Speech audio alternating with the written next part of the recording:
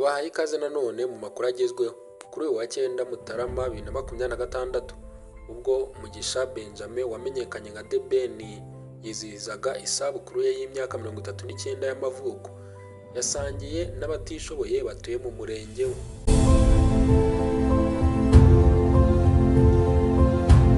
Hagati aho ngaho tubahaye ikaze. Amazina yanjye nk'ibisanzwe nitwa Journaliste Thierry.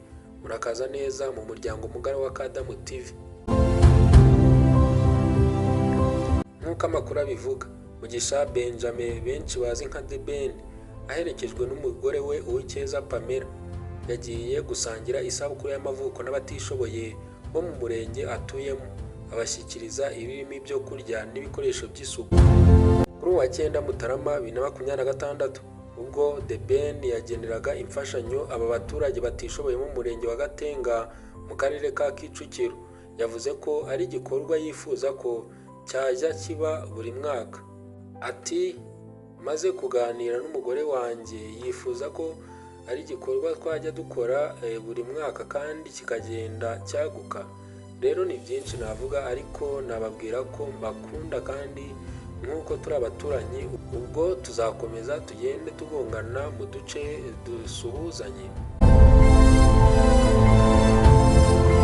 The Ben na Uwicyeza Pamela bageneye abatishoboye imfashanyo mu gihe ku rundi ruhande uyu muhanzi yizihiza isabukuru y'amavuko. Ni isabukuru yizihiza nyuma y'icyumweru kimwe akoze igitaramo The New Year Groove yakoreye muri Big Arena ku ya 1 Mutarama 2026 aho yahuriyemo na Bruce Melody.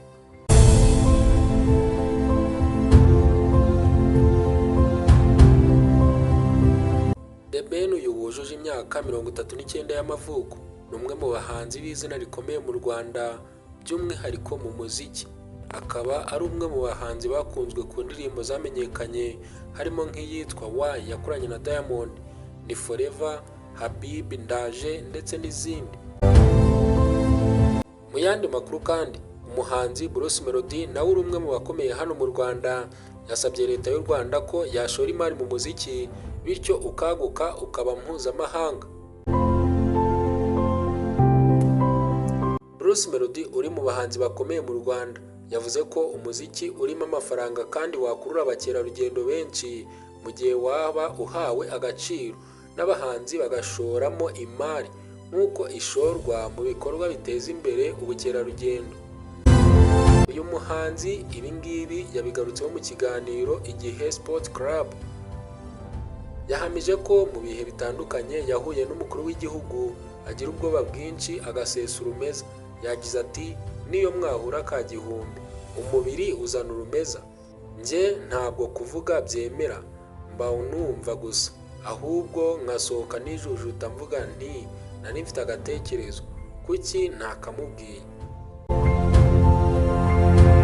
Bruce Melody yakomeje agaragaza ko akunda umukuru w'igihugu akamwubaha kandi akamutinya. Mu birori bisoza umwaka wa 2025 Perezida Kagame yavuze ku ndirimbo Bad ya Bruce Melody ibyo uyu muhanzi yishimira cyane. Ati nari impari nabuze aho ndigitira. Kuba perezida asigaye aho umwanya umuziki wacu akawumva bitwaye igihe. Muramvuga ko umuziki ariyo zahabu yonyine dufite. Ni ikintu Nigeria icuruza ku rwego bingoye kwibuka perezida wayo ariko Wizkid ndamwibuka. Yakomeje agira ati ni isoko y'amafaranga igihugu cyakarebye. Igihe kirageze ko leta idufata nk'ingagi. Umuziki wakurura abakerarugendo benshi.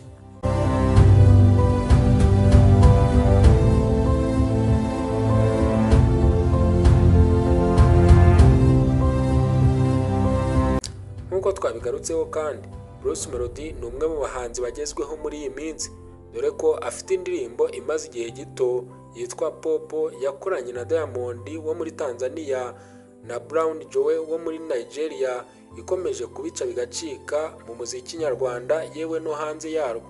Ngayo nguko ibyari bigezweho mu isi y'imyidagaduro. Hagati aho ngaho njye mbifurije ibihe byiza kuronka ibyo mwagiye gushaka ndetse no kuronka amafaranga. Nk'ibisanzwe njye nitwa Journaliste Thierry. bifurije kuguma kugubwa neza mu byo mukora byose. Imana ibarinde. Hasta la vista.